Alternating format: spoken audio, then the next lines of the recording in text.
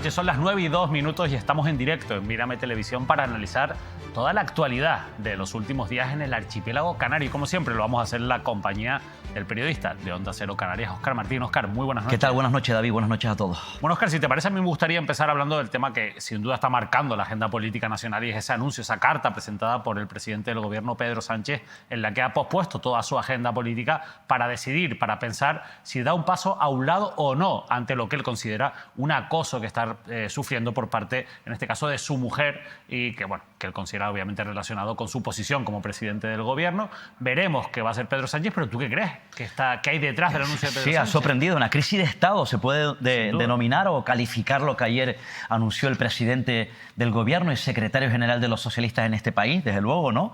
Con esa carta, además, donde parece ser que a puño y letra, es decir, de manera personal, donde no consultó a su núcleo duro, a sus hombres y mujeres fuertes de Moncloa y de Ferraz, ¿no? Entiendo además también que ha podido ser una decisión bastante meditada, que le ha podido perjudicar, sobrepasar la presión que ha estado sufriendo por distintos casos, además también casos de corrupción, en este caso la presión por parte de la oposición, del Partido Popular y de Vox, en este caso de la derecha hacia su figura, pero entiendo además también que bueno, su agotamiento, su decepción o su flojera política vino cuando ya se empezó a señalar a Begoña Gómez, la mujer del presidente, y sobre todo cuando ya se presenta este colectivo muy vinculado al parecer a la derecha, presentan un juzgado de Madrid, la capital de España, una denuncia, insisto, contra su mujer. Yo creo que eso ya lo entendió como un ataque a su esfera más íntima, más personal, que también le ocurrió en su momento a Pablo Iglesias, cuando era vicepresidente, cuando atacaban a Irene Montero,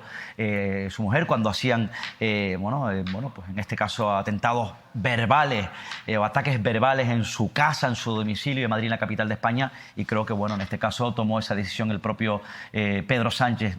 Al final, una reflexión, ¿no? La decisión no la ha tomado. Será el próximo lunes cuando lo anuncie, ¿no? Habría que ver si ¿Tú qué crees que va a pasar? Si ceden a la presión. No lo sé, es complicado, hombre. Hay quienes dicen que es imposible recular ahora. Hay quienes hablan que puede ser una decisión meditada, una reflexión que al final abandone la presidencia del gobierno, y hay quien dice que puede ser una estrategia, porque dense cuenta que es un especialista, es muy bueno el propio Pedro Sánchez para crear, en este caso, estrategias en torno a su figura. En cualquier caso, habría que ver. Lo cierto es que ha sorprendido a todos y se ha creado una crisis de Estado. Pero insisto, yo desconozco lo que puede ocurrir. Ahora, de hecho, hay movilizaciones y creo que además también con las movilizaciones a mí me hace pensar que puede ser en medio de todo esto, independientemente de la decisión, una estrategia, porque están convocando, en este caso, bueno, movilizaciones, reivindicaciones por parte del Partido Socialista para atacar esa presión que viene desde la derecha. Bueno, en cualquier caso, la Fiscalía sobre esa denuncia de Manos Limpias ha pedido al juzgado de instrucción que ha abierto esas diligencias que archive la denuncia, considera que no hay indicios de delito.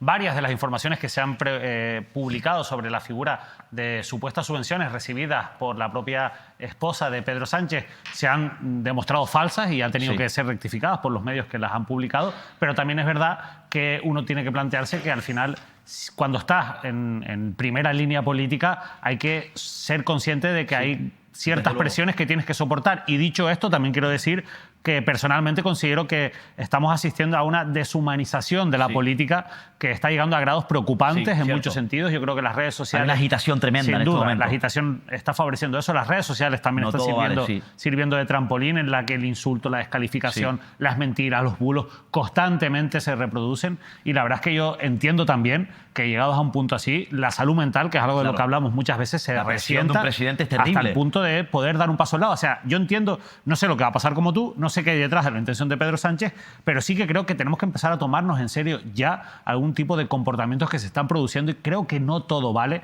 en política y hay que empezar a intentar humanizar un poquito más el debate político. Sin duda, pero yo creo además también que él viene sufriendo un desgaste, ¿no? En este caso por parte de la derecha, Partido Popular, Vox, que hacen oposición, el desgaste fruto de la amnistía, las negociaciones con los independentistas para tratar de conformar gobierno, gobierno, bueno, los casos de corrupción, la implicación, el caso de Koldo, ¿no?, que está centrando directamente al Partido Socialista, aquellas manifestaciones en Madrid, en Ferraz, en torno al Partido Socialista, y que ha llegado a un límite de cierto desgaste. Pero Pedro Sánchez tiene la piel muy dura en ese Sin sentido. duda, bueno, por todo lo que ha pasado Pedro Sánchez, me extraña a mí que un caso Koldo, en el que ni siquiera está investigado, que no le afecta directamente, por lo menos hasta el momento. Yo creo que fue el caso ya de la mujer, que ya han presentado una denuncia contra la mujer, además en la carta habla que está profundamente enamorado de su mujer, se siente dolido en esa carta. Yo creo que ha sido el límite para el presidente a la hora de reflexionar su futuro. En cualquier caso, es inédito esta situación, es decir, que ha dado que haya cancelado su agenda como presidente del gobierno, como el máximo responsable de este gobierno,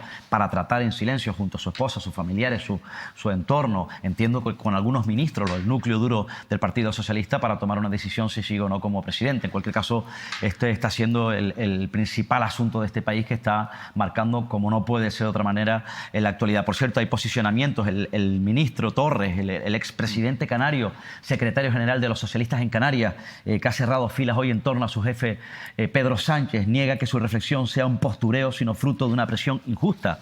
Como estamos hablando, por ejemplo, el presidente en clave canaria, el presidente Fernando Clavijo, donde ha condenado ataques a la familia de Sánchez y pide al Partido Popular y al PSOE que antepongan de una vez el interés general, y en este caso el Partido Popular esta misma tarde, lo hizo también Manuel Domínguez, pero el coordinador general del Partido Popular en Canarias ha reprochado en nombre del Partido Popular a Sánchez su victimismo ante su incapacidad para afrontar los problemas de España, y en relación con Canarias, por ejemplo, dice el Partido Popular, el grave problema del fenómeno migratorio. Bueno, yo vuelvo a insistir en que hay hay líneas que yo creo que no se deben de sobrepasar. Lo hablábamos el pasado martes, incluso hablando de esas protestas que se están produciendo en frente de la casa del presidente del Gobierno de Canarias, de Fernando Clavijo. Yo creo que hay que saber separar lo personal de lo político. Y yo creo que el ejemplo de Pablo Iglesias, lo comentabas tú anteriormente, ya no es una cuestión de colores políticos. Yo les podría hablar, por ejemplo, de Cristina Tavío. Recuerdo el acoso que sufrió también en redes sociales, donde era constantemente insultada, y fue de las primeras personas que denunció ese acoso que sufría en las redes sociales. Insisto, yo creo que hay líneas que no hay que sobrepasar nunca, en ningún caso y en ningún ámbito. Yo creo que cuanto menos ante este tipo de cosas hay que ser también responsable. Y es verdad que la crítica política tiene que estar ahí, porque es fundamental que haya crítica política, pero también hay que tener un poco de empatía en general con personas que al final son, como todas, personas que tienen sentimientos, que viven situaciones personales y que merecen un respeto en su vida íntima y privada. Absolutamente. Y yo creo que este tipo de situaciones que agitan el país lo que provoca es un mayor alejamiento de la política, que ya se ha alejado mucho, un distanciamiento entre la política y, desde luego, la ciudadanía, ¿no? Bueno, la política en Canarias sigue muy agitada por lo que ocurría el pasado sábado en las manifestaciones del 20 de abril en Canarias. Esto ha acelerado prácticamente muchos de los debates que ya estaban sobre la mesa y ha reactivado algunos. Por ejemplo, la tasa turística de la que tanto se ha hablado, bueno, pues ha llegado al Parlamento de Canarias en esta semana. La ha llevado el Partido Socialista, que, como saben, gobernó en los últimos 4 años y nunca llegó a aprobar esa tasa turística cuando tenía mayoría en el Parlamento de Canarias, gracias a ese pacto de las flores. Lo cierto es que nosotros hablábamos el martes con la vicesecretaria del Partido Socialista en Canarias, con Elena Mañez, que además es portavoz adjunta en la Cámara Regional, y ella defendía que su partido no pudo poner en marcha esa tasa turística por factores externos que golpearon al anterior gobierno de Canarias, y señalaba la pandemia. Nosotros le cuestionábamos que evidentemente hubo tiempo para poner en marcha esa medida más allá de lo que ocurría en la pandemia. Pero bueno, el Partido Socialista lo ha llevado en sus programas electorales y ha vuelto a reivindicarlo, en este caso, en el Parlamento de Canarias. Escuchamos a Nira Fierro, la presidenta del Grupo Parlamentario Socialista en la Cámara Autonómica. Vamos a que participe, señor Domínguez, al debate que se ha generado en Canarias en las últimas semanas en torno al turismo, en torno al cuidado medioambiental y en torno a la implantación del tributo turístico en Canarias. Y le invitamos y le animamos porque le vemos a usted algo perdido en este debate, y es que es normal, porque no se puede soplar y absorber a la vez. Traemos a este pleno una propuesta clara de implantación de tributo turístico en Canarias, coherente con nuestro programa electoral y coherente también con lo que estamos escuchando en la calle, con un respeto absoluto a las manifestaciones históricas del pasado sábado en Canarias, pero sobre todo el Partido Socialista viene aquí con los oídos bien abiertos para escuchar esas demandas, cosas que deberían hacer ustedes también.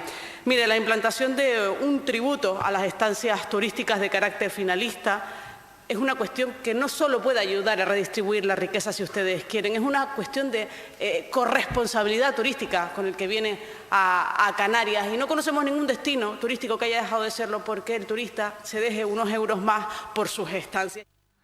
Bueno, y el vicepresidente del Gobierno de Canarias y consejero de Economía, Manuel Domínguez, contestaba así a la intervención de Nira Fierro. Si usted me está planteando un impuesto por pernoctar en los hoteles, en las caravanas, en las viviendas vacacionales y que lo tienen que pagar también los canarios porque no puede estar exento, le digo que no. No, y el presidente lo ha dicho con claridad, no está en nuestro programa de gobierno. Estamos dispuestos a hablar de otras cosas, y lo decía el consejero en el día de ayer. ¿Usted me está planteando que por ir al Parque Nacional del Teide haya que pagar una tasa donde estén exentos los canarios y donde el Cabildo esté de acuerdo? ¿Por qué no? Ahora, si usted lo que me está diciendo es implantar por dormir en un hotel, por ir a una caravana o por estar en una vivienda vacacional, le voy a decir que no. Por lo tanto, hablemos de cobardía y hablemos de oportunismo, es decir, hablemos de ustedes, hablemos del Partido Socialista, porque es de cobarde, y me decía el señor Franqui el otro día, así, oiga, venga usted aquí y pida disculpas a los canarios porque no ha cumplido con lo que lleva en su programa electoral. ¿Es verdad o es mentira que lo dijo? Pues pida usted perdón hoy a los canarios porque en la pasada legislatura ustedes llevaban en el programa electoral la tasa y fueron cobardes, no fueron capaces de aplicarlo. ¿Por qué no lo aplicaron? Porque no era el momento. En el año 2022 decía que se había recuperado el turismo y que era oportuno, pero que no era el momento porque venían las elecciones. Eso lo dijo el señor presidente anterior en ese mismo escaño. Por lo tanto, hablemos con claridad.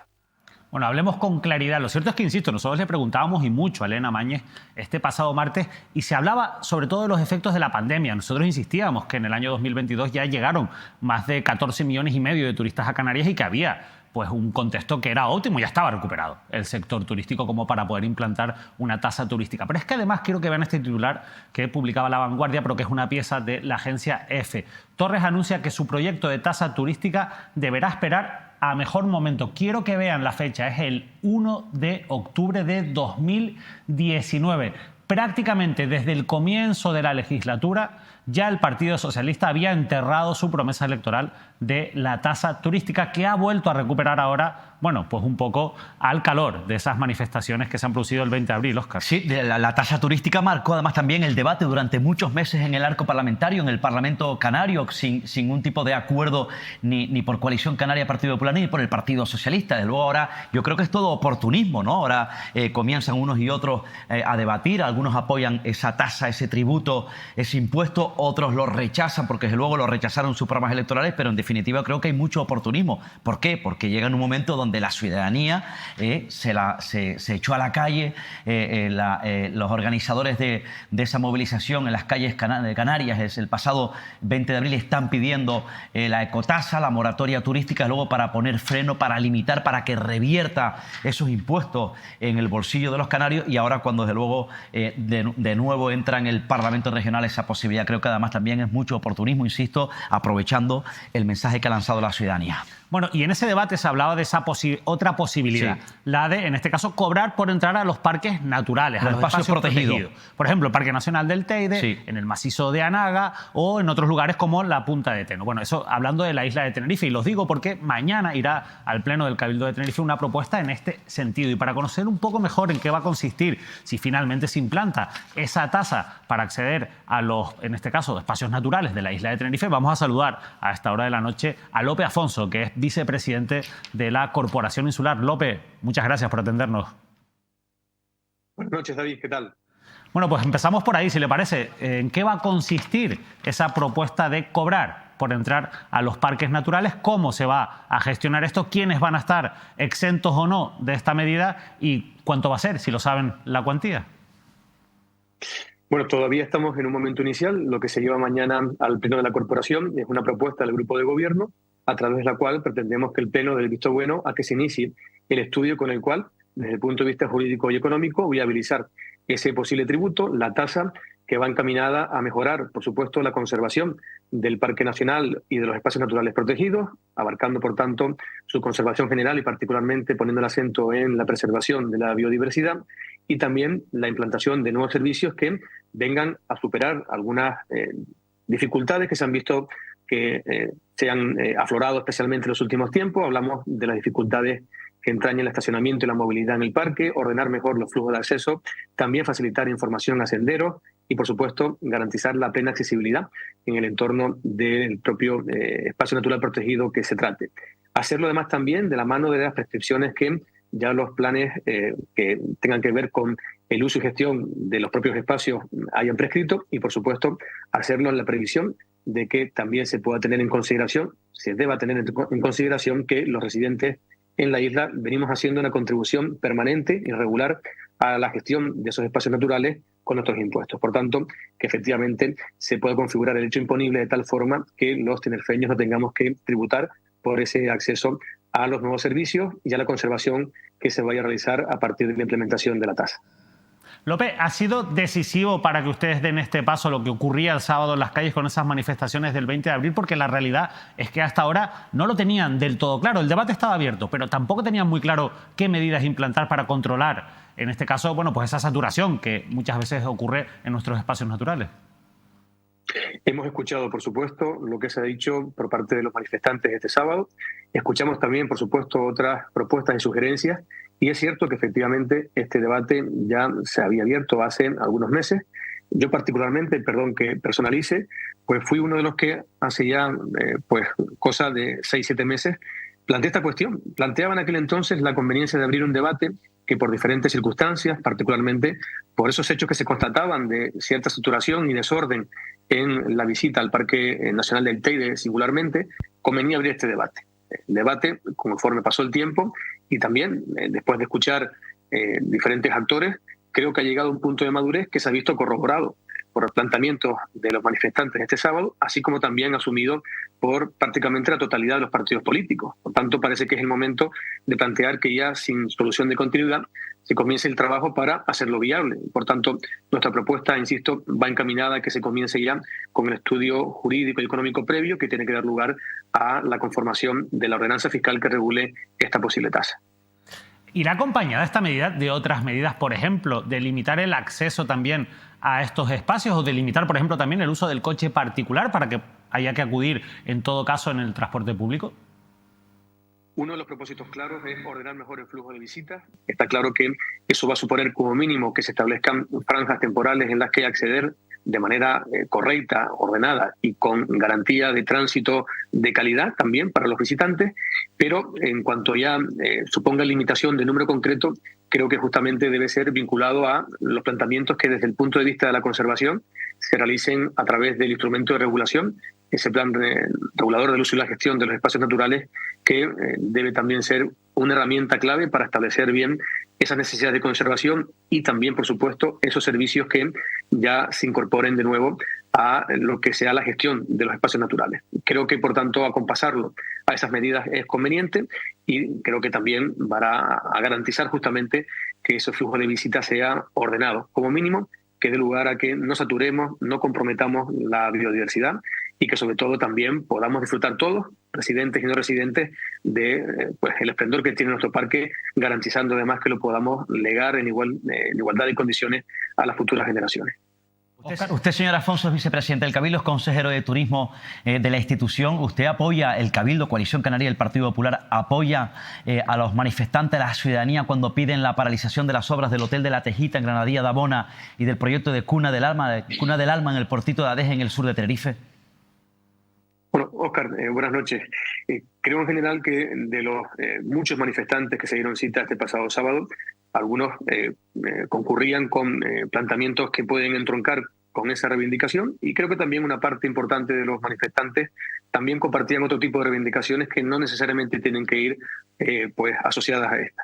En cualquier caso, yo creo que en el planteamiento de la Tejita estamos ante una cuestión que tiene que ver principalmente con una decisión del Ayuntamiento de Granadilla, que en su día se adoptó de forma legítima y que se apoya en un acto administrativo inicial, que es el otorgamiento de la licencia, que ahora, con el paso del tiempo y las diferentes vicisitudes que han acontecido, pues el propio ayuntamiento, con otra corporación, pero con el mismo signo político, se plantea que pueda ser revisable. En este caso, para hacerlo, pues tendría que implementar un nuevo procedimiento, en este caso, para la revisión de ese acto administrativo que, de llevarse a efecto como tal, generaría también otras consecuencias que prevé el ordenamiento jurídico. Y, por tanto, pues habría que ver cómo se afrontan esas consecuencias jurídicas.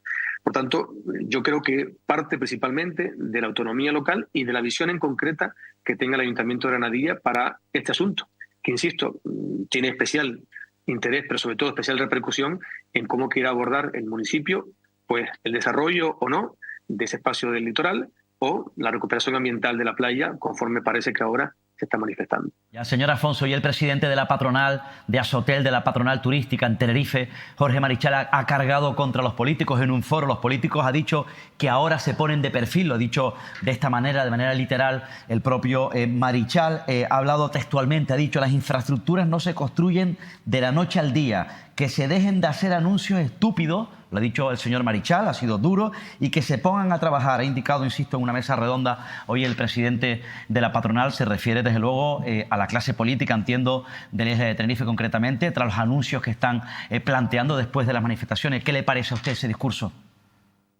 Bueno, yo creo que es otra de tantas manifestaciones que seguramente estos días estamos escuchando en caliente todavía y que requieren seguramente de más mesura y un poco más de profundidad.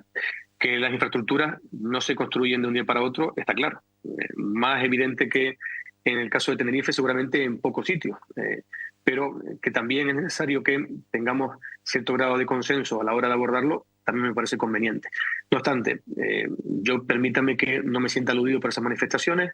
En los 10 meses de gobierno del Cabildo, en lo que podemos formar parte del gobierno, estamos intentando, creo que, ser coherentes con determinados planteamientos. El hecho de defender una tasa para mejorar la conservación de los espacios naturales de la isla y mejorar la experiencia de la visita, creo que no es incompatible con sostener que es necesario desarrollar determinadas infraestructuras, particularmente con el problema histórico de movilidad que arrastra la isla de Tenerife. También estamos implicados y ocupados en eso, como también es necesario facilitar que problemas que entroncan con algunas de las reivindicaciones que hemos visto este fin de semana y que a mí me parecen totalmente legítimas, como la dificultad del acceso a la vivienda, también sean objeto de trabajo por parte del Cabildo de Tenerife, siendo conscientes de las limitadas competencias que tenemos en ello, pero más conscientes aún de que es un problema que afecta de manera transversal y muy grave a una parte importante de la sociedad.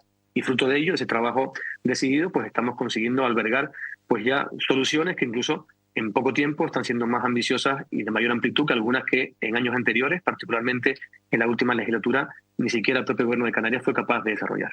López, ¿por qué sí a una tasa para, en este caso, las personas que acudan a esos espacios naturales y no una tasa por pernoctar en Canarias, que además sería finalista, esa ecotasa que se ha debatido en el Parlamento de Canarias? Creo que en general se confunde el debate porque estamos hablando de términos diferentes. Lo que se llama ecotasa con carácter general, esa que grava las pernoctaciones, se corresponde más con la figura tributaria de un impuesto, aunque no se quiere llamar así, seguramente por miedo a la repercusión que tiene el nombre. Tasa como tal es lo que plantea el Cabildo de Tenerife porque está asociada a la implementación de una serie de medidas, que son servicios que en definitiva se recibirán por parte de los visitantes del parque, que es lo que justifica justamente y legalmente el hecho de que genere una contraprestación, en este caso la tasa en sí, y que sí guarda pues la facultad, entre otras cosas, de ser bonificable. Cuando hablamos de un impuesto general, aunque grave de forma directa y finalista las pernoctaciones, estamos hablando, insisto, de un tributo que va a ser probablemente más complicado a vista de la experiencia comparada que se puede tener con otros territorios de la península o de Baleares incluso, de excepcionar.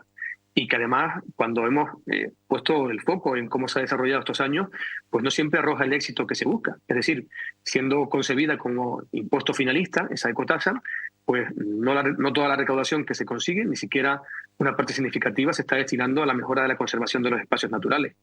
Con la tasa que propone, en este caso, el Gobierno del Cabildo, sí se conseguiría una aplicación directa de esa recaudación a la finalidad que se plantea. Pero además, también creo que es conveniente observar, de cara a discernir en el debate, por qué es más o menos conveniente ese impuesto llamado ecotasa en todo el archipiélago, a que justamente Canarias, a diferencia de esos territorios nacionales, peninsulares o baleares, pues Canarias cuenta con una finalidad diferenciada. Una fiscalidad, diferenciada entre los que se encuentra como tributo estrella, el IJIC, que es además el que recoge el incremento del gasto turístico y que revierte en una mejora de recaudación de las arcas de las islas, con el propósito además de su redistribución, como sabemos que se hace ya con el IJIC, que es el soporte de una buena parte de las políticas públicas de la comunidad autónoma, a su vez también de las transferencias con las que se sustenta el gasto y los servicios públicos que prestan las corporaciones locales. Por lo tanto, creo que es conveniente centrar bien este debate y no someterlo a la coyuntura y a las conveniencias. Digo esto, y permítanme que me extienda un poco más, porque tuve la ocasión de escuchar los planteamientos que se hacían antes de comenzar nuestra entrevista, y me pareció que incluso en el caso socialista ya el pecado va implícito en la penitencia, como se suele decir. La propia presidenta del grupo parlamentario reconocía que su iniciativa en el Parlamento venía al calor del debate que se implementaba en la sociedad estas últimas semanas. Yo creo que cuando se habla de desarrollar un impuesto en Canarias, pues requiere de un debate sosegado, de ponerle profundidad y de realmente discernir si estamos ante la figura ideal para conseguir esa finalidad que está en la base de los planteamientos de las reivindicaciones, que es mejorar la conservación de los espacios naturales y el medio ambiente en Canarias. Para eso, por tanto, creo que es más adecuado que se identifica mejor con la finalidad este planteamiento que hacemos desde el Cabildo de que los espacios especialmente sensibles, los protegidos, tengan una tributación singular a través de la tasa que se plantea. Lope, ¿y qué opinión le merece usted, que además es consejero de Turismo, esa posible subida del IGIC, ese turismo ecológico, como lo ha llamado el presidente Fernando Clavijo? ¿Y cómo encaja esto con la promesa electoral de su partido, el Partido Popular, y también de Coalición Canaria? Pero le pregunto a usted, como miembro destacado del Partido Popular, de rebajar el IGIC. Esta medida, primero, me gustaría saber su opinión, y segundo, al final, ¿no es también una medida que, si se toma, será al calor de las manifestaciones del 20A, porque no viene a contradecir lo que prometieron en campaña?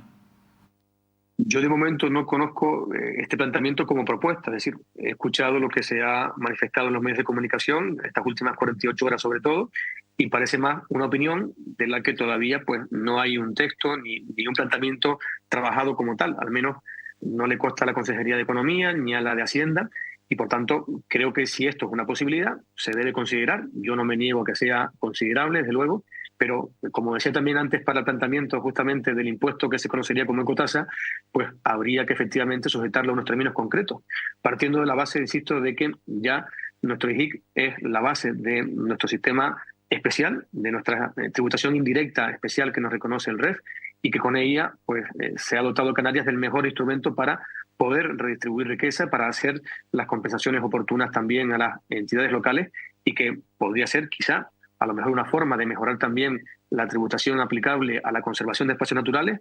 No lo sé, pero a día de hoy no tengo elementos de juicio como para ver si esto efectivamente puede ser una posibilidad factible. Entre tanto, pues probablemente es una opinión tan legítima como otras que se están escuchando, y que pues deberá llevar aparejado estos próximos días, si quiere prosperar, pues un desarrollo que permita valorarla en profundidad. Pues Lope Afonso, vicepresidente del Cabildo de Tenerife, muchísimas gracias por habernos atendido y muy buenas noches. Un placer como siempre. Saludos.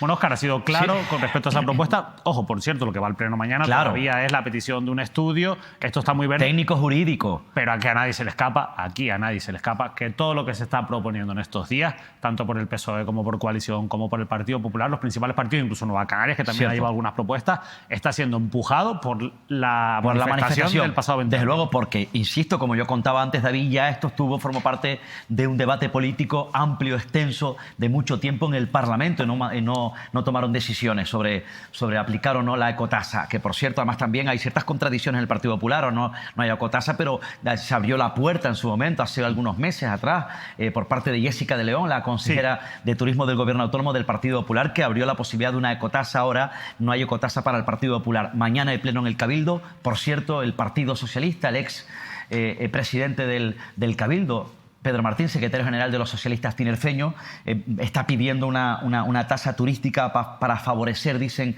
la equidad y la justicia social, y que tenga carácter finalista, que grabaría el planteamiento del Partido Socialista, lo pondrán sobre la mesa en el pleno de mañana, las estancias turísticas de personas físicas no residentes, incluidas las viviendas vacacionales. Este es el planteamiento del PSOE tinerfeño. Aunque también pueda haber cierto oportunismo ahí, yo sí que valoro una cosa de esa rueda de prensa de Pedro Martín, y es que ha sido por lo menos lo suficientemente coherente como para volver a defender el circuito del motor, que es una de las cuestiones que se ha criticado y mucho por parte de los convocantes, y que además era una de las críticas que se veía en las pancartas de la manifestación del 20 de impulsó abril. el PSOE junto a Ciudadanos. Pero por lo menos, Enrique Arriaga, ha reconocido en su momento. que lo sigue defendiendo. Sí, que él sigue defendiendo el proyecto del circuito del motor, que, insisto, va en contra de esa corriente. Sí, lo defiende el PSOE, lo defiende Coalición Canaria, lo defiende Partido Popular y lo defendió sobre todo Enrique Arriaga de Ciudadanos, siendo vicepresidente del Cabildo, de socio del PSOE con Pedro Martín como presidente. ¿Dónde estará Enrique Arriaga? ¿No? Es una de las muchas preguntas que nos podemos hacer. Bueno, y hablaba Óscar y le preguntaba a Lope Afonso por esa decisión del Cabildo de Tenerife de apoyar la posible renaturalización de los terrenos de la zona del Médano, de la zona de La Tejita, si finalmente se paralizan las obras del hotel y se toman algunas acciones en este sentido. Bueno, lo último que hemos sabido, que ha tenido trascendencia en las últimas horas, es un escrito que ha recibido Salvar La Tejita de la dirección de la demarcación provincial de Costas. En él, como pueden leer ahí, se pone de manifiesto varias cuestiones que son muy importantes. La primera, que Costas considera que la empresa promotora, la empresa Viqueira del hotel de La Tejita, no tiene permiso, no tiene título para realizar obras en el dominio público marítimo terrestre. Ese es el criterio de Costas. En ese escrito también, como pueden leer ahí, sabemos que el pasado 12 de abril ya Costas le requirió a la empresa que paralizara las obras. Y en ese escrito, insisto, recibido en el pasado lunes por parte de Salvar La Tejita, también el pasado miércoles, por parte de Salvar La Tejita, ayer, se dice algo que es muy importante, y es que en caso de que no se paren las obras, se va a abrir un expediente sancionador contra la promotora por parte de la demarcación provincial de Costas. Pues bien, Viqueira ha contestado que no van a parar, que van a seguir adelante, que no están de acuerdo con este escrito y con esta posición de Costas, que consideran que su posición es nula de pleno derecho y han decidido echarle un pulso, en este caso, a la demarcación provincial de Costas. Así que se vienen curvas. Claro, ustedes lo primero que se preguntarán es cómo es posible que ante unas obras que son ilegales, según quien es competente en el dominio público, que es Costas, esas obras sigan para adelante y Costas no active las herramientas que tiene para paralizarlas inmediatamente. Porque, claro, también llama mucho la atención un poco cómo está titubeando Costas, que sí, dice que son ilegales, sí, requiere que se paralicen, pero no actúa para paralizarlas. Sorprendente, en cualquier caso, también, Óscar, que la empresa va con todo, en este caso, a lanzarle incluso un pulso a la demarcación de Costas, que depende del Ministerio de Transición Ecológica. Pulsos durante todo este tiempo entre la Consejería de Transición Ecológica del Gobierno Autónomo, el Ministerio y la propia empresa, que sigue hacia adelante pese, insisto, a estos requerimientos o estos avisos donde, bueno, hablan de supuesta ilegalidad y, por tanto, que no pueden continuar con esas obras. Ya lo adelantaba, lo contábamos el pasado martes, porque ya nos los adelantaba Jennifer Miranda, la alcaldesa de Granadilla, que mantenía una conversación telefónica con el secretario de Estado de Medio Ambiente y que iba a lanzar la Secretaría de Estado esa orden, insisto, donde se estaba advirtiendo de esas obras concretas que tendrían que paralizarse en la zona de dominio público marítimo terrestre, repito, en Granadilla de Abona. Ya saben, además, también lo contábamos, que la propia Jennifer Miranda va a mantener un encuentro el próximo 3 de mayo con el presidente Clavijo, también con la presidenta del Cabildo, que de momento parece que no se ha fijado fecha, y quiere una reunión con todas las partes, en este caso con el propio Hugo Morán, que es el secretario de Estado de Medio Ambiente. Ya le ha respondido, porque Jennifer Miranda puso sobre la mesa, no es la primera vez que lo hace, también parece ser que en su momento lo planteó el propio Gobierno Autónomo, del Pacto de las Flores, con el propio José Antonio Balbuena. Jennifer Miranda le planteaba, en este caso al propio Fernando Clavijo, que fuese el Gobierno, es decir, el Gobierno Autónomo, que adquiriera la parcela donde están ejecutándose esas obras. Y le ha contestado el propio Fernando Clavijo. No, de hecho, vamos a escuchar, porque esto se llevó incluso al Pleno del Parlamento de Canarias, lo llevó la diputada Patricia Hernández, que es portavoz también del PSOE en la capital tinerfeña, y ante la interpelación de Patricia Hernández, Mariano Hernández Zapata contestaba así. Vamos a escuchar al consejero de Transición Ecológica de Canarias. Cuando llegamos al gobierno, no hay expediente de compra del Hotel La Tejita. Es más, en el documento de traspaso de poderes entre el señor Balbuena y yo mismo, este asunto ni siquiera se ha mencionado, y lo que sí nos consta es por 3 sentencias judiciales.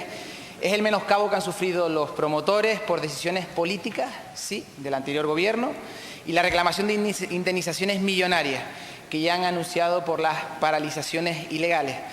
¿Y sabes quién pagará esos errores del anterior gobierno? Pues todos los canarios. Seamos serios con este tema. Ni hay expediente de compra, ni había partida nominativa suficiente para el presupuesto, en el presupuesto 2023, 3,9 millones de euros para renaturalización de espacios costeros, 3,9 millones para revalorización de espacios costeros, y la ley es clara para la adquisición directa de este tipo de propiedades. Hay que acreditar las condiciones de necesidad, una necesidad que no figura en ningún informe técnico del anterior gobierno. Y ayer mismo lo indicaba el presidente, nos sentaremos para buscar las soluciones con todos los actores. Pero tenemos que tener claro que las decisiones no pueden ser ni arbitrarias ni menoscabar la seguridad jurídica. Bueno, ya lo han visto, el PSOE asegura que sí que había un expediente que se había iniciado con José Antonio Balbuena de consejero para adquirir esos terrenos, en los que incluso en ese expediente se había pronunciado la empresa promotora, mientras que el gobierno actual de Coalición Canaria y Partido Popular, el consejero Hernández Zapata, lo niega. Decía Óscar antes que Clavijo también se ha pronunciado. Veamos el titular del periódico La Provincia. El presidente Clavijo propone que sea el gobierno de España el que compre la parcela del hotel de La Tejita, Óscar. Sí, entre otras cosas, decía concretamente por qué no se lo pide al gobierno de España, a la propia socialista, es decir, Jennifer Miranda, la alcaldesa, ante ese planteamiento que le hacía la dirigente del Partido Socialista, la regidora de Granadilla de Abona, y le planteaba, bueno, el propio Fernando Clavijo justificaba esa decisión de que estamos hablando de presupuestos grandes, ese es su criterio, y que se lo pidiese al Ministerio de Medio Ambiente o a Costa. En cualquier caso, sí que es verdad que el propio presidente, el señor Clavijo, dijo que estaban dispuestos a colaborar y ayudar para tratar de resolver este asunto, repito, que está sobre la pelota del Gobierno de Canarias, del Gobierno de España y de los ayuntamientos, concretamente el propio Ayuntamiento de Granadilla de Abona,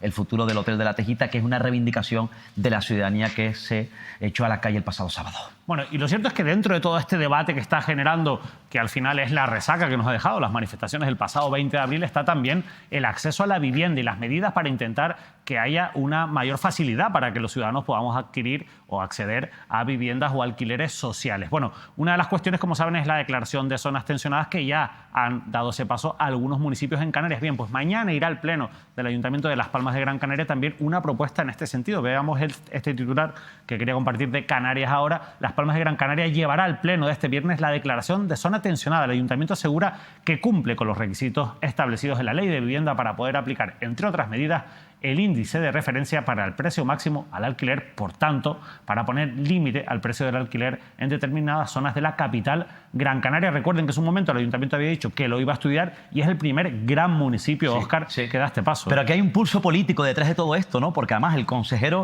de Vivienda de la Comunidad Autónoma de Coalición Canaria, Pablo Rodríguez, dejó claro cuando habló de un protocolo, anunció que se iba a establecer un protocolo a la hora de tomar decisiones, porque es el gobierno autónomo quien tiene la competencia de decidir si se declara zona tensionada como zona tensionada un municipio. El municipio lo plantea, y que en este caso, bueno, la última palabra lo tiene el gobierno autónomo. En base a eso decía el propio Rodríguez que se iba a establecer un protocolo. Digo que hay como un pulso entre unos y otros, entre el Partido Socialista con el gobierno, con Coalición Canaria y Partido Popular. ¿Por qué? Porque dense cuenta que además casi todos los municipios que están pidiendo o aprobando, llevando a pleno el hecho de declarar como zona tensionada su municipio, su localidad, son el Partido Socialista. Sí. Es decir, el primero que lo da, en serio, por unanimidad, es verdad, en la Orotava fue el primero, pero quedó como en una gaveta, ¿no? No se supo nada más. Sí, pero seriamente aprobado por unanimidad, y tuvo repercusión, tuvo relevancia, por ejemplo, Adeje, en el sur de la isla de Tenerife, donde ahí gobierna con mayoría absoluta, histórica además, José Miguel Rodríguez Fraga, fue aprobado por unanimidad.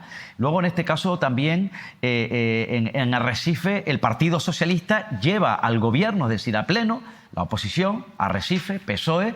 Allí gobiernan en Arrecife, como saben, Partido Popular y Coalición Canaria, y Coalición Canaria y el Partido Popular rechazó esa moción donde el PSOE pedía que Arrecife fuese declarada como zona tensionada. Yo recuerdo hablar con Jonathan de León, el alcalde me decía que no iban a declarar, no iban a apoyar esa iniciativa, al antojo en este caso, ante el empeño, el capricho, decía, del propio Partido Socialista, porque hablaba de otras ciudades, como por ejemplo Barcelona, que declarar como zona tensionada un municipio no se iban a limitar los precios, no se iban a reducir los precios del alquiler, sino todo lo contrario. Es curioso. Yo recuerdo además preguntarle también a Fátima Lemes, la alcaldesa de Arona, en su momento, si tenía previsto ella en Arona, en el sur de Tenerife, declarar o pedir la solicitud de zona tensionada. Me decía también al mismo estilo que Jonathan de León, que eso lo que conllevaría es una subida de precio del alquiler, no una bajada, como en este caso plantean los propios socialistas, que insisto, son los que están liderando estas iniciativas en los ayuntamientos. Pero repito, Pablo Rodríguez anunció un protocolo y dijo que en este caso, si se declara zona tensionada un municipio, no iba a conllevar, repito, una limitación, una reducción de los precios, sino todo lo contrario, Bueno, la verdad es que vamos a ver, exacto, cómo evoluciona precisamente y si finalmente se empieza a implantar esa regulación de las zonas tensionadas en Cataluña. Ya la experiencia ha demostrado que eso ha provocado un descenso de la oferta y, por tanto, un aumento de los precios. Insisto que habrá que ver también porque las realidades son distintas en cada municipio. Por supuesto, y hay que decir, hay que destacar en la misma clave de lo que estaba contando políticamente, que en la ciudad de Las Palmas no gobierna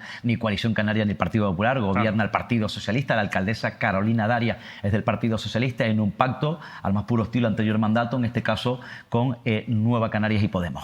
Bueno, vamos a continuar con la actualidad, Óscar, si te parece, de la capital Gran Canaria, porque saben que hemos hablado aquí y mucho de esas supuestas irregularidades que está denunciando el Partido Popular y que ha llevado incluso ante la Audiencia de Cuentas en la Sociedad de Promoción de Las Palmas de Gran Canaria. Bueno, el Partido Popular también había pedido una comisión para investigar esas supuestas irregularidades y la realidad es que el grupo de gobierno, el Pleno, ha decidido que no sea así. Bueno, vamos a ver este titular. El pacto tumba una investigación en la Sociedad de Promoción. El Pleno extraordinario que se convocó a tal efecto ha rechazado esa petición del Partido Popular para solicitar una comisión que indague en la gestión en la sociedad pública que tutela cultura y carnaval en la ciudad, Óscar. Así que finalmente, bueno, en cualquier caso, este asunto está ya en la mesa de la Audiencia de Cuentas, que al final es un órgano que depende del Parlamento de Canarias, pero que es un órgano independiente, y esperamos que en este caso, bueno, pues se puedan aclarar, ¿no?, todas estas supuestas irregularidades que de manera insistente está poniendo sobre la mesa o en tela de juicio el Partido Popular. Sí, hay muchas sombras sobre estas supuestas irregularidades,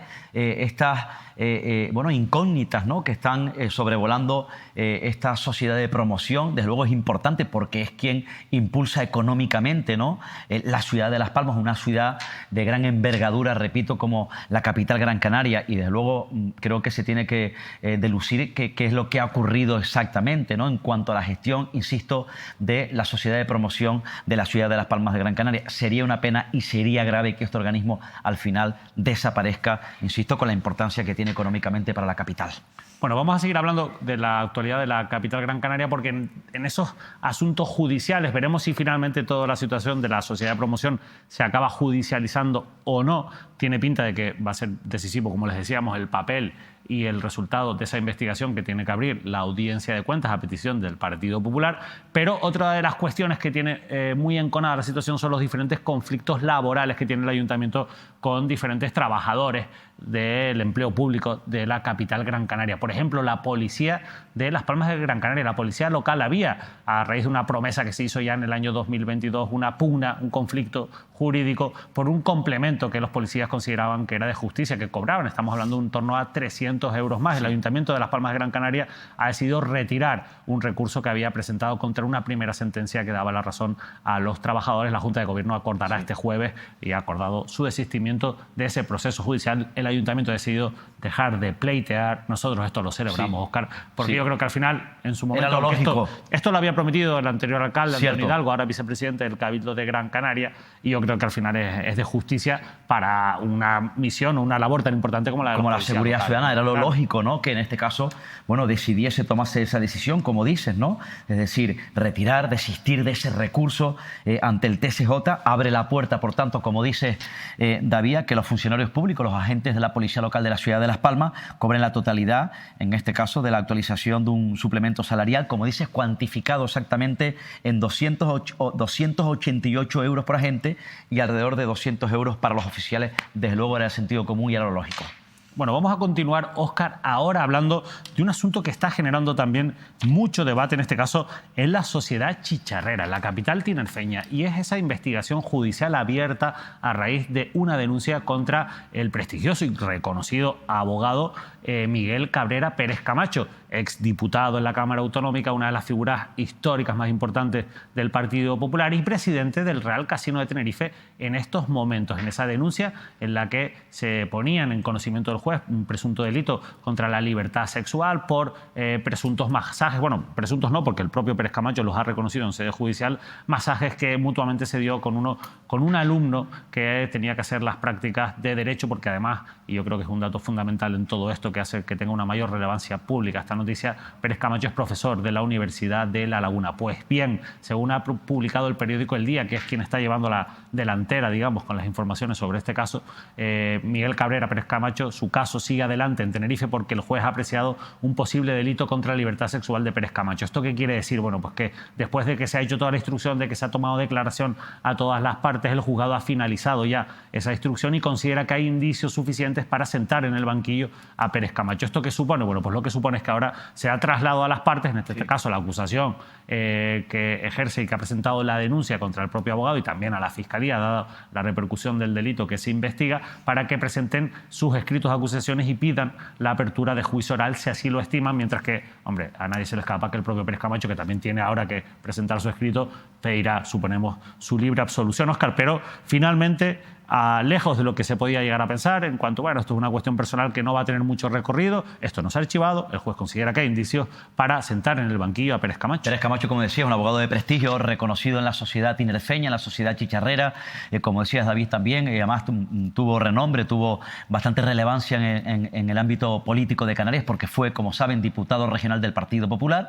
en este caso preside una sociedad tinerfeña, el Real Casino de Tenerife, y es docente de la Universidad de La Laguna. Bueno, como decías, el hecho objetivo que ha publicado el periódico El Día termina la instrucción después de esta investigación por parte del juzgado de instrucción número 1 de la Ciudad de los Adelantados. Ahora el juez, la jueza entiende que bueno, aprecia supuesto delito, insisto, de esas actuaciones que han sido investigadas por parte del señor Pérez Camacho y, bueno, como decías, David, da 10 días porque es lo que ocurre en procedimientos de este tipo cuando termina la instrucción, tanto en este caso a la Fiscalía como a las partes para que presenten, en este caso, bueno, acusación. Ha declarado el propio investigado, el señor Pérez Camacho, han declarado la víctima y han declarado, además, también testigos. Creo, si no me equivoco, declararon 2 abogados, 2 letrados que en su momento, sí, si no me equivoco, trabajaron, formaron parte del despacho de abogado de Pérez Camacho situado en Santa Cruz de Tenerife.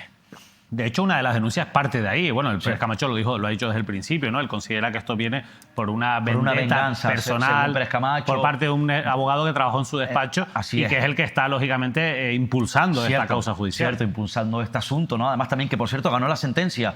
Fue despedido por el propio Pérez Camacho, este joven chicharrero, letrado, y en este caso parece ser que bueno, Pero que no es la víctima. Yo creo que es importante diferenciar. No es la víctima, pero es quien está impulsando desde luego este asunto, eso sin lugar a dudas. De hecho, al principio, cuando trascendió la noticia, el propio Pérez Camacho dijo que se trataba, que era falso, que era mentira, que se trataba de una venganza de un abogado que trabajó en su despacho y que había despedido. Ese abogado que fue despedido por el señor Pérez Camacho denunció ese despido porque lo consideró, entiendo, improcedente y, por cierto, ha ganado este joven letrado la sentencia contra Pérez Camacho. Y mientras tanto, sigue todavía como presidente del Real Casino de Tenerife. Como presidente del Real Casino de Tenerife, sí. Bueno, otro asunto judicial del que queremos hablarles mientras vemos cómo vamos a seguir muy de cerca cómo termina esta cuestión judicial que puede sentar en el banquillo al prestigioso abogado Miguel Cabrera Pérez Camacho por un delito contra la libertad sexual de otra persona. Vamos a hablar de otro asunto que está relacionado muy de lejos, salvando muchísimo las distancias,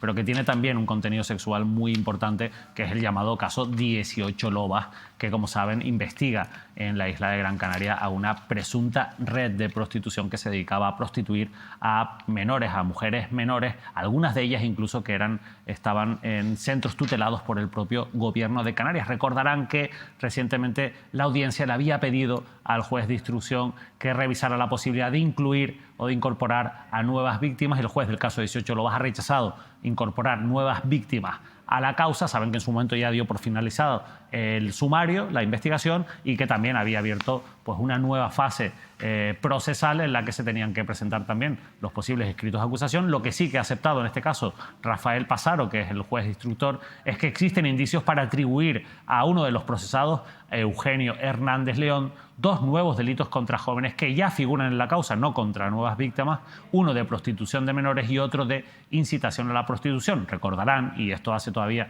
puesto mucho más mediático, si cabe, porque ya de por sí el tema tiene bastante interés, esta cuestión que se está investigando en un juzgado de Las Palmas de Gran Canaria, que uno de los procesados es precisamente Eustacio López, el dueño de Lopezán, Óscar. Sí, esto es un asunto grave, absolutamente delicado, pero grave. En este caso rechaza incorporar, como decía David, al nuevo investigado, porque lo había pedido también, en este caso, si no me equivoco, alguna de las partes que ya contamos en su momento. Esta es la resolución final por parte de ese juzgado de la ciudad de Las Palmas de Gran Canaria, pero entiendo que sigue abierta, la instrucción todavía sigue abierta, se sigue trabajando en la instrucción y veremos en qué termina. En cualquier caso, esto es un asunto muy delicado, pero tremendamente grave. Bueno, un asunto delicado y grave que sin duda en este caso afecta a la isla de Gran Canaria, que en su momento pues ha puesto de manifiesto unas prácticas que por desgracia son bastante habituales y que ocurren en muchos lugares, esas redes de prostitución que fijan, como saben, su punto de mira a las menores y que además utilizan las redes sociales. Aquí se captaba muchas de esas menores a través, por ejemplo, de Instagram. Son menores además vulnerables, de familias sin recursos, algunas aprovechándose de la debilidad, desde luego, tutelados, y se aprovechan, ¿no? vulnerabilidad, ese problema social y económico que tienen pues estas víctimas, porque al final ahí las víctimas son esas mujeres prostituidas. Y antes de irnos a publicidad, a ver si podemos dar un salto en el guión previsto. Yo sé que esto en realización supone un poco de quebradero de cabeza, pero me gustaría irnos hasta Fuerteventura para hablar de otra cuestión, y así cerramos todo lo que se ha debatido en el Parlamento en la última jornada, que es la decisión que ha tomado el Parlamento de Canarias de rechazar esas prospecciones, esas investigaciones de tierras raras en la isla de Fuerteventura. Ahí están viendo ese titular del Parlamento de Canarias: menos Vox ha rechazado la extracción de tierras raras en Fuerteventura. Quien impulsaba esta iniciativa es la diputada de Nueva Canarias, Natalia Santana, que ha tenido una intervención importante en el Parlamento de Canarias, insisto, apoyada por todos los grupos, con la excepción de Vox. Vamos a escuchar a Natalia Santana en la Cámara Autonómica. Se reflejan los documentos conocidos que habrá perforaciones en el suelo, perforaciones que acarrean riesgos. Pero es que lo peor viene después, con la implantación de las minas extractoras. ¿O es que alguien de verdad se cree que con una inversión privada de más de 1,5 millones de euros para realizar perforaciones durante 3 años en más de 135 cuadrículas mineras, y teniendo en cuenta que la ley de minas, que data de la época franquista, otorga derechos de explotación a quien realiza los hallazgos, no van a llenar Fuerteventura de minas? ¿De verdad? ¿Alguien se lo cree? Minas que suponen un auténtico atentado para las zonas protegidas, que vulneran zonas sensibles como el Barranco de los Encantados, las costas de Jarugo, la zona de Ajuy. Un futuro desastre también para las familias afectadas, que perderán su hogar al ser expropiadas. Un disparate para la salud de los majoreros y majoreras y de todo aquel que nos visite, con terribles consecuencias también para nuestro sector primario, porque la extracción de tierras raras libera gases y sustancias perjudiciales que se integran en nuestras aguas, en nuestra tierra, gases que ocasionan enfermedades de riñón, de pulmón, enfermedades cardíacas. Unas minas que rechaza la ciudadanía majorera y las propias instituciones de Fuerteventura, donde se han llevado distintas mociones en este sentido aprobadas por unanimidad.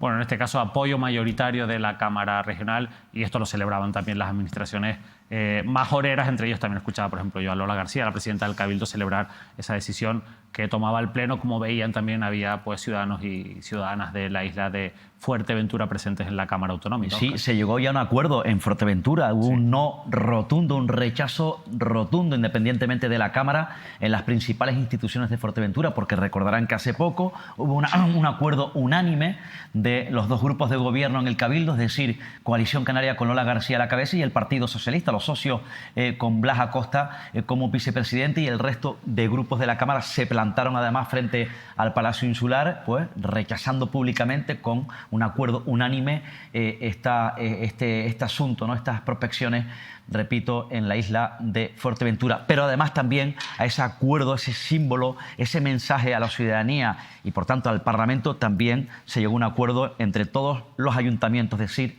los 6 ayuntamientos de la isla de Fuerteventura. Bueno, y Óscar, por cierto, hablando de Fuerteventura, hoy has entrevistado en Onda Cero a una representante de esa plataforma que defiende la necesidad de que haya agua en Fuerteventura, que es uno de los graves problemas que es te ha el contado. pan de cada día, siguen sufriendo, es lamentable. Yo lo he venido contando durante muchos años, porque no sé si sabrán los espectadores de Mírame Televisión, sorprendente, incomprensible, que a día de hoy todavía en Fuerteventura hay zonas, núcleos poblacionales, municipios, familias que todavía están sin agua, que siguen sufriendo incidencias cortes en el suministro de agua. Además, teniendo en cuenta la sequía, el problema de la sequía que está viviendo la isla de Fuerteventura. Por cierto, una isla que presume de estar liderando además también turísticamente, es decir, porque saben que Fuerteventura es una isla eminentemente turística. Y además, por cierto, una de las primeras islas que se recuperó turísticamente hablando después de la pandemia. Bien, pues pese a eso, o sea, la isla de Fuerteventura sigue sufriendo graves problemas del suministro. Hablaba con María del Cristo esta tarde, María del Cristo Delgado. Es la portavoz, la fundadora, la promotora de una plataforma ciudadana de afectados que hace 6 meses aproximadamente se echaron a la calle, se movilizaron protestando, repito, porque parte o gran parte de los municipios, localidades y zonas de la isla de Fuerteventura se siguen quedando sin agua, se siguen, insisto, esto es impresionante, esto es hay que verlo para creer o sufrirlo. Es decir, por ejemplo, me contaba que a día de hoy, durante las últimas horas, durante los últimos días, la situación se ha agudizado más aún que hace 6 meses. Sí, para que vean la gravedad, y fue hace 6 meses incluso que la población, los afectados, se movilizaron por las principales calles de la isla de Fuerteventura. Me dice que se siguen produciendo, por ejemplo, cortes en el suministro de agua en zonas del sur de la isla, La Oliva, en zonas del norte, en el interior, en Antigua. Y además, a mí lo que me sorprende, por cierto, se reunieron en su momento los afectados con Lola García y con Adargoma Hernández, el consejero de aguas, en materia de aguas del Cabildo, y bueno, le dijeron que iban a crear una mesa de trabajo y que estaban trabajando para tratar de resolver un asunto que se ha prolongado en el tiempo. De momento tienen poca información los afectados. En cualquier caso, esta es una prioridad, por lo menos presumió la propia Lola García que era una prioridad, en este caso, bueno, implantar, fomentar e impulsar las infraestructuras hidráulicas que están contempladas en el presupuesto y que, repito, cuando ella tomó posesión dijo que esta es una prioridad para el Cabildo de Fuerteventura. Yo, señora García, no sé si es una prioridad, o el señor Acosta, vicepresidente del Cabildo del Partido Socialista, pero desde luego lo que no parece de recibo que todavía en Fuerteventura, además teniendo en cuenta el problema de la sequía, los habitantes, los majoreros sigan sufriendo problemas de cortes del suministro del agua a estas alturas de la vida. Bueno, y eso parece que va a ir para largo porque esas infraestructuras evidentemente llevan tiempo y las medidas que se tienen que tomar a corto plazo, bueno, pues no están llegando, como le explicaban hoy en Onda Cero, una representante de esa plataforma de Fuerteventura necesita agua, a Óscar Martín. Bueno, de agua hablaremos también en la segunda parte del programa porque uno de los asuntos que vamos a tratar es la decisión del Ayuntamiento tinerfeño de La Guancha de anunciar restricciones que se han puesto en marcha hoy en el consumo de agua potable del municipio. Es el primero que da un paso en este sentido, no solo en el agua para el riego, también en este caso, o para el sector primario, también en este caso para el consumo humano. De ello hablaremos incluso personalmente con su alcalde, con Antonio Hernández del Partido Popular. Eso será después de la publicidad, donde hay otros muchos asuntos que vamos a tratar. Por ejemplo, la polémica que hay en torno a ese borrador decreto, del nuevo decreto que va a regular ese nuevo sistema con el que se quiere valorar la dependencia en Canarias. Todo eso después de unos minutos de publicidad.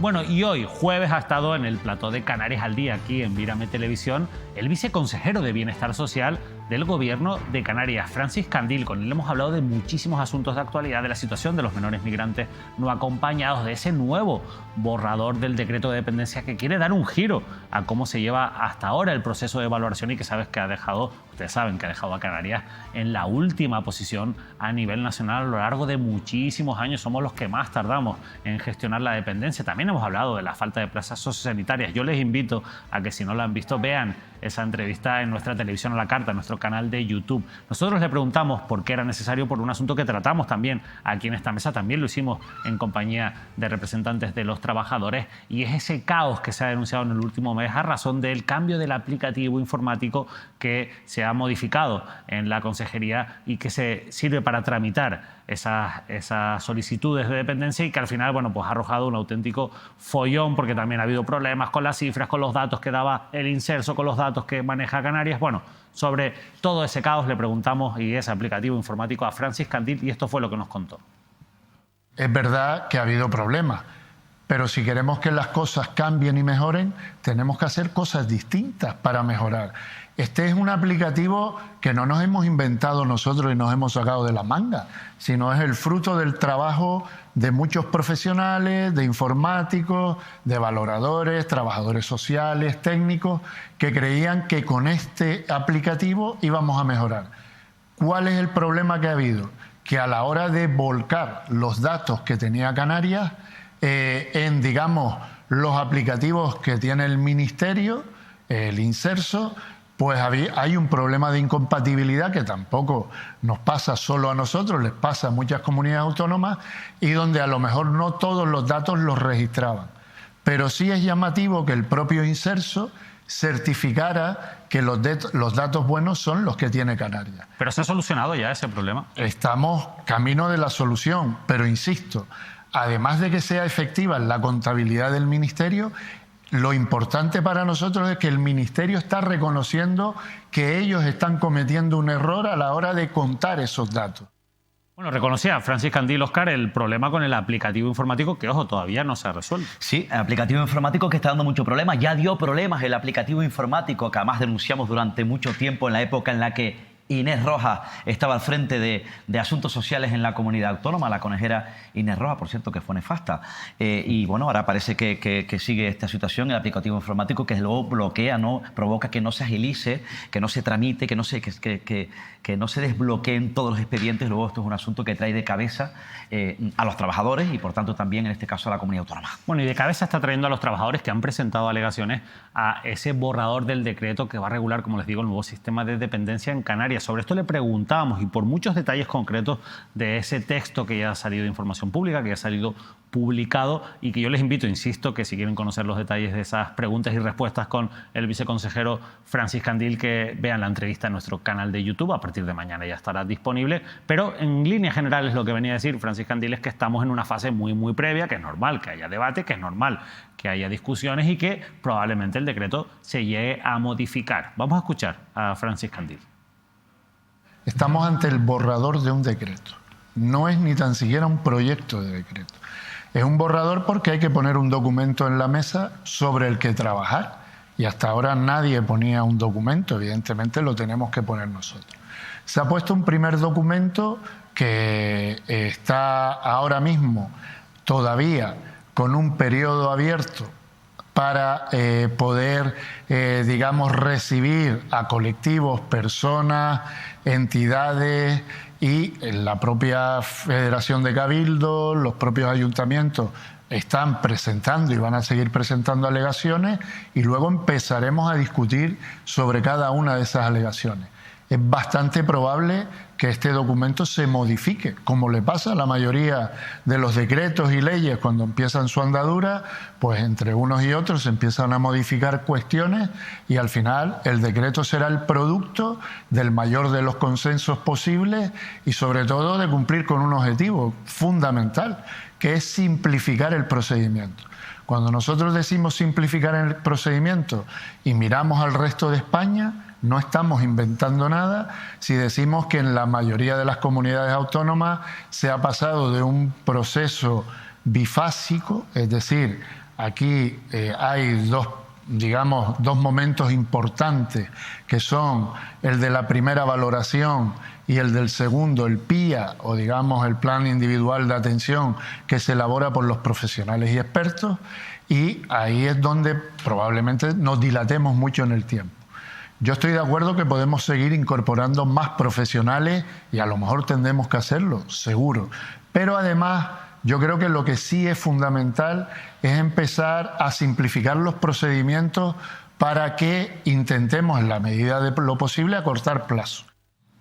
Bueno, incorporar más profesionales. Esta es una de las cuestiones que critican los propios trabajadores en sus alegaciones a ese borrador de decreto, y hay datos que son contundentes. Por eso le insistíamos después en otras preguntas a Francis Candil. Solo hay 64 valoradores en toda Canarias para gestionar la dependencia, mientras que Castilla y León, que tiene una población muy similar, hay 800 frente a 64 en dos comunidades con una población similar. Ante eso decía Francis Candil que claro, que las condiciones y la situación geográfica de una comunidad y otra no son comparables, pero la realidad es que la diferencia en cuanto a personal es abismal, como acaban de escuchar. Bueno, quienes han presentado, como les digo, alegaciones por algunas cuestiones que me gustaría poder ahondar ahora de ese decreto de dependencia, de ese borrador, son los miembros de los comités de empresas de dependencia. Y nosotros vamos a saludar a Francisco Barrios, que es representante de Comisiones Obreras en ese comité de empresa en la isla de Tenerife. Francisco, muy buenas noches.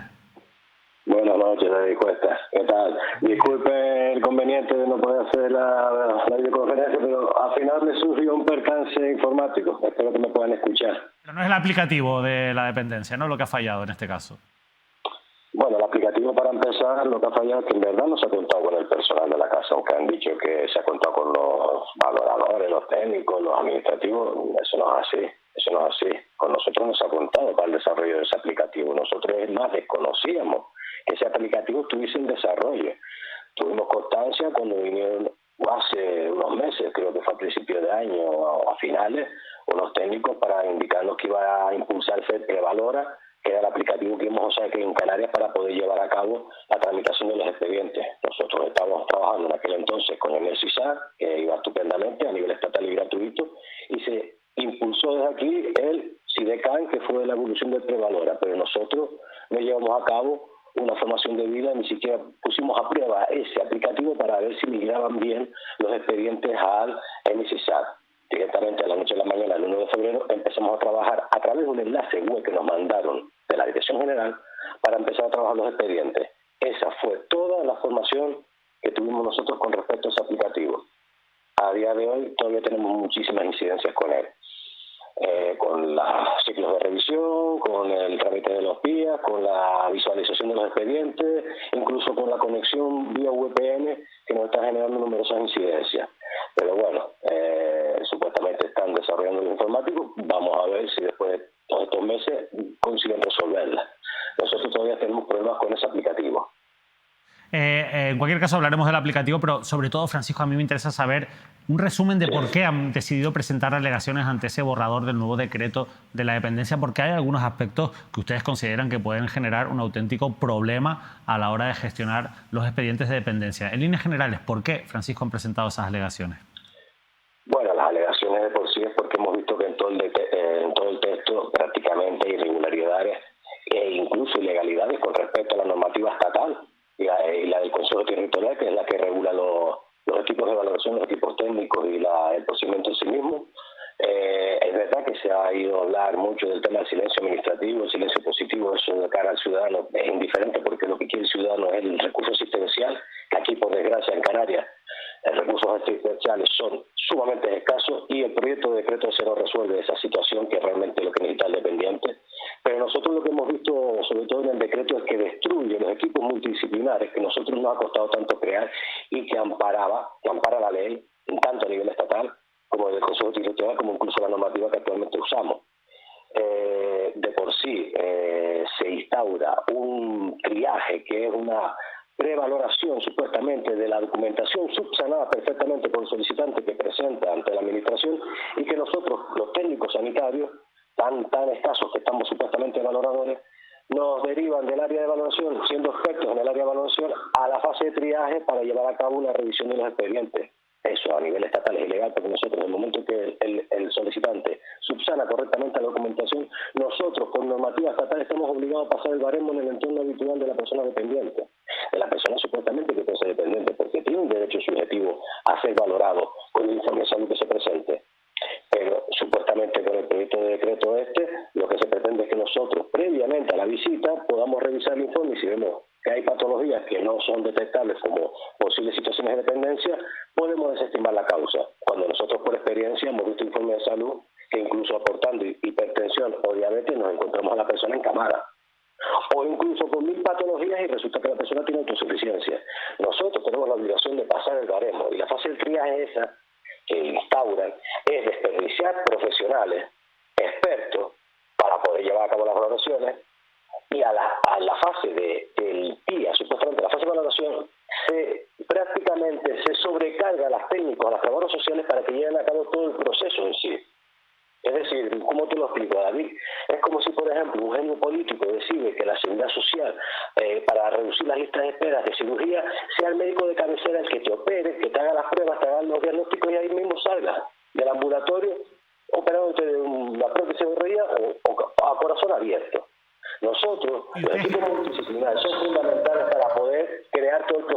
procedimiento de dependencia es único, es uno. Que hayan varias visitas es otra cosa.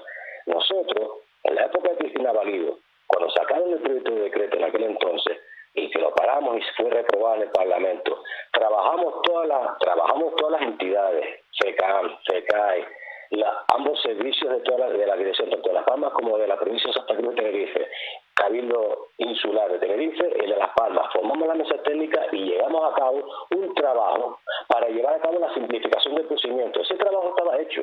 Ese trabajo se hizo en la época de Cristina Valido.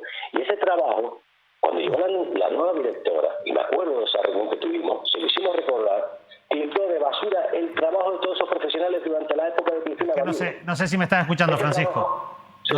No, te decía que si crees que realmente todo esto se hace para maquillar las cifras de dependencia.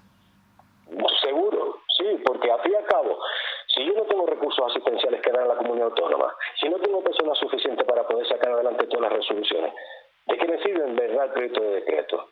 Nosotros hemos interpretado que el proyecto de decreto en sí lo que trata es de resolver pues todas esas casuísticas que generan lista de espera, expedientes que podemos caducar, expedientes que podemos estimar, expedientes que podemos agilizar rápidamente, pero no se centra realmente en los recursos asistenciales de la persona dependiente, porque en ninguna parte del proyecto de decreto establece relación con los recursos asistenciales del dependiente. Nosotros, y hemos tenido comunicación, se lo dijimos el otro día en la reunión con Candil y con la Secretaria General Técnica, cuando tuvimos vía web con respecto a las alegaciones y aportaciones, y se lo dijimos a Candil.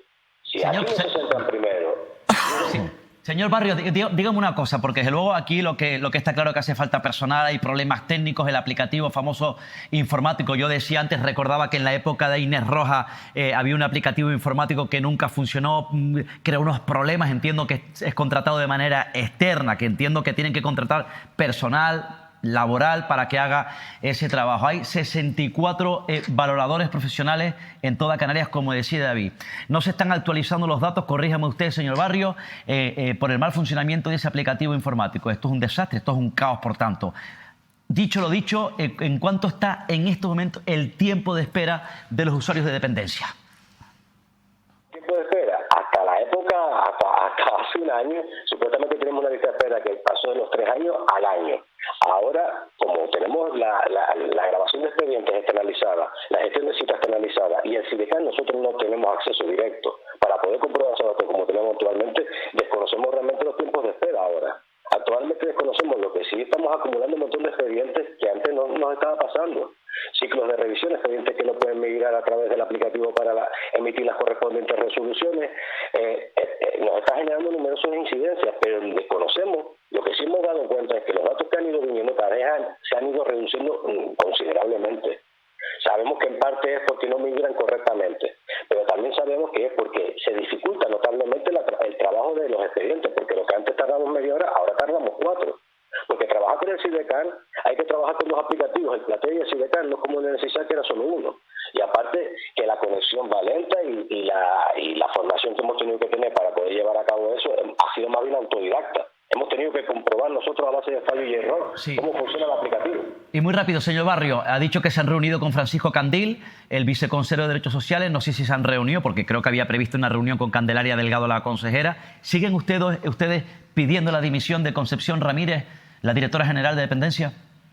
Pedimos la dimisión al cese directamente, se lo hemos dicho a Candelaria, y es conocedora de esa situación, conocedora incluso de la situación que está generando la directora, que no es que nos caiga mal, sabe perfectamente toda la problemática que existe en la dirección general, con el tema de cómo ha gestionado el servicio, cómo ha tratado a su personal, cómo ha generado ese régimen autoritario de dar cambios y directrices que han trastocado por completo el sistema, el trabajo en cadena, y ha generado incluso presión al personal. Mira, nuevamente hoy, por ejemplo, estaba hablando con las compañeras que han entrado para sustituir las bajas, y las compañeras no disponen de las herramientas, ¿no?, del portátil, están haciendo valoraciones en papel, incluso le están imponiendo valoraciones de más a nosotros, con respecto a nosotros, bajo su desconocimiento.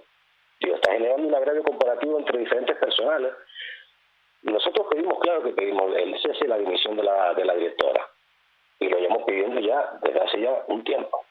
Francisco, lo cierto es que vamos a hacer una cosa, yo lo hablaba hoy también con su secretario, con Andrés Baute, la posibilidad de que vengan al plató y podamos tener una entrevista con más calma. Hoy ha fallado la videollamada y así podemos hablar. Yo creo que va a ser mejor y ustedes pueden explicar mejor lo que está ocurriendo porque es muy grave. Hemos hablado también con Yolanda Cívicos en alguna ocasión de todo esto. Le hemos preguntado hoy a Francis Candil, pero es importante un poco que ustedes lo expliquen desde el punto de vista del comité de empresa, desde la representación de los trabajadores. Así que, si te parece, Francisco, te voy a despedir, pero les tomo por la palabra. En ese sentido, tienen mi compromiso de que buscaremos un hueco para tener una entrevista aquí en Canarias al Día. Perfecto, muchísimas gracias.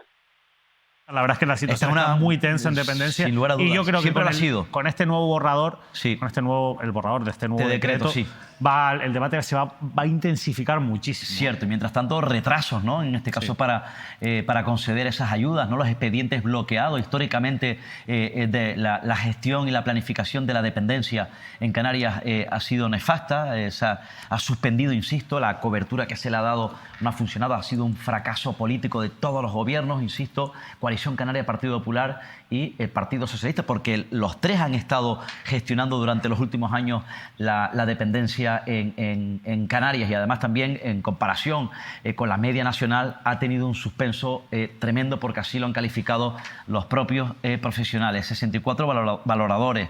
El dichoso, es tremendo, claro, comparado con Castilla, con otra comunidad 800, la sobrecarga, el desgaste de los trabajadores es terrible. Es decir, con 64 valoradores en toda Canarias no se puede llegar con eficacia a desbloquear y, por tanto, acelerar, a darle agilidad, que es lo que se trata a esos expedientes. Y aparte, el famoso, el dichoso que tiene problemas de actualización de datos, el aplicativo informático. Piden la dimisión de Concesión Ramírez. Se han reunido con Francis Candil, pero yo insisto, yo confío, lo he dicho en innumerables ocasiones, en la gestión, en la buena voluntad de Candelaria Delgado. Yo lo he dicho. ¿Por qué? Porque Candelaria Delgado es profesional. Para que la gente lo sepa, Candelaria Delgado es un fichaje independiente de Coalición Canaria, una apuesta en este caso del presidente Clavijo, que viene de ser presidenta del Colegio de Trabajadores Sociales de Santa Cruz de Tenerife. De algo sabrá, insisto, sobre este asunto.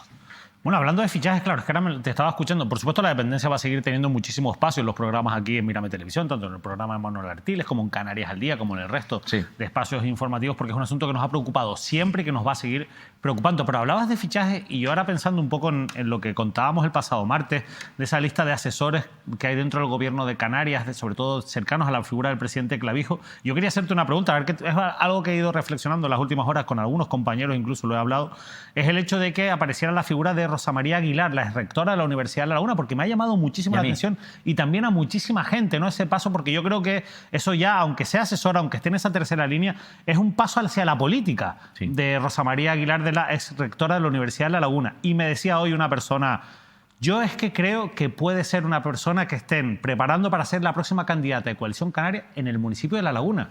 ¿Tú cómo ves? Bueno, puede ser, porque bueno, no es descartable, ¿no? En este caso, bueno, se habla que siempre se ha hablado, ya saben que el candidato de Coalición Canaria en la ciudad de La Laguna, en Tenerife, fue Jonathan Domínguez, ¿no? Un hombre que además también tuvo responsabilidades en la época en la que el propio Fernando Clavijo fue alcalde de este municipio, también con José Alberto Díaz, el propio Jonathan Domínguez. La relación, por cierto, estuvo mermada entre el propio Jonathan Domínguez y el que fue alcalde, el propio José Alberto Díaz, ya que estamos, por cierto, y habría que ver si hay un recambio. Ahora es verdad que asume otra función más en el otro lado, ¿no? Más gris, con menos proyección política, que es el viceconsejero de Comunicación, pero no descarto, podría darse esa situación. Desconozco, no tengo información al respecto, pero sí que es verdad que ahora está trabajando muy cerca de la figura de Fernando Clavijo, la ex rectora de La Gomera, por cierto, el actual rector Francisco García de la isla de La Palma, de dos islas menores, La Gomera y La Palma, pero no descarto que en un futuro pueda decidirse. Tiene un perfil que puede ser bueno. ¿Por qué? Porque tiene una relevancia, tiene un conocimiento importante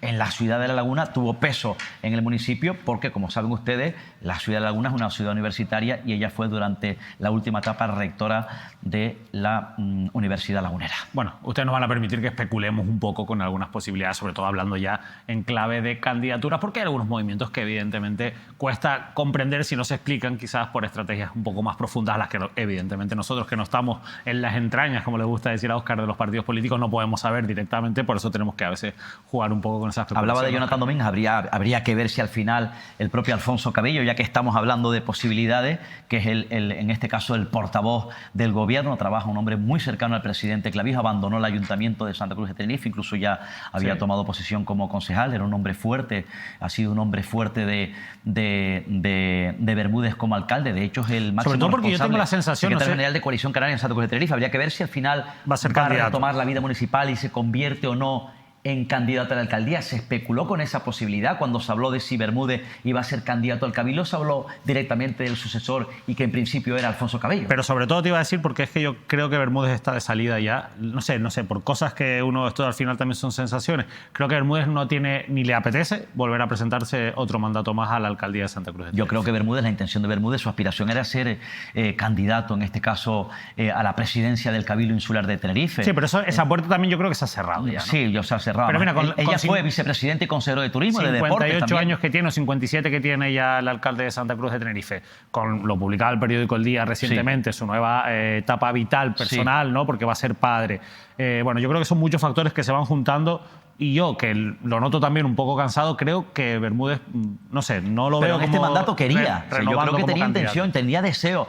Ser alcalde de una ciudad como Santa Cruz agota políticamente, lleva varios mandatos. Esa responsabilidad va agotando, minando a un político. No es fácil gestionar una ciudad como la capital tinerfeña. Yo creo que la intención o el deseo del propio Bermúdez, insisto, en este mandato que ha comenzado hace muy poco, era ser candidato a la presidencia del Cabildo de Tenerife. Al final la apuesta fue por Rosa Dávila, se especuló la posibilidad también que el alcalde de La Orotava, el propio Francisco Linares, pudiese también en su momento, se barajó, secretario general de los nacionalistas tinerfeños, pugnar a la presidencia del Cabildo. Al final se convirtió Rosa Dávila, es presidenta, fue la candidata, el propio Linares alternó la candidatura con mayoría en el municipio de La Orotava y también fue en la lista al Parlamento, es diputado regional. Ojo, Bermúdez es alcalde de la ciudad, pero también es diputado regional de Coalición Canaria. ¿Cuál será el futuro de Bermúdez? Pues lo desconozco, no sé si será en su momento candidato a Coalición Canaria, al Congreso de los Diputados, si el señor Bermúdez a lo mejor le apetece dar un salto más y bueno, terminar su carrera, volver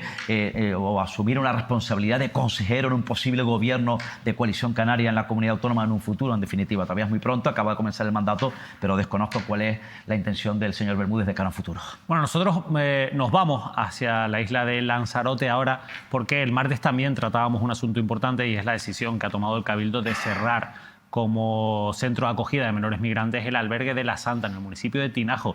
Y escuchábamos al alcalde de Tinajo, a Jesús Machín, y nos quedamos realmente sorprendidos con algunas de las cosas que afirmaba, insisto, el alcalde de Coalición Canaria de Tinajo, Jesús Machín. Así que vamos a recuperar ese sonido que conseguíamos el martes en esa entrevista que teníamos aquí en Canarias al Día con el alcalde de Tinajo. Enfrentamientos dentro del pueblo con armas blancas, con palos, entre vecinos, emigrantes enfrentados a los vecinos a pedradas. Fue cerca de esta última campaña electoral de las elecciones pasadas.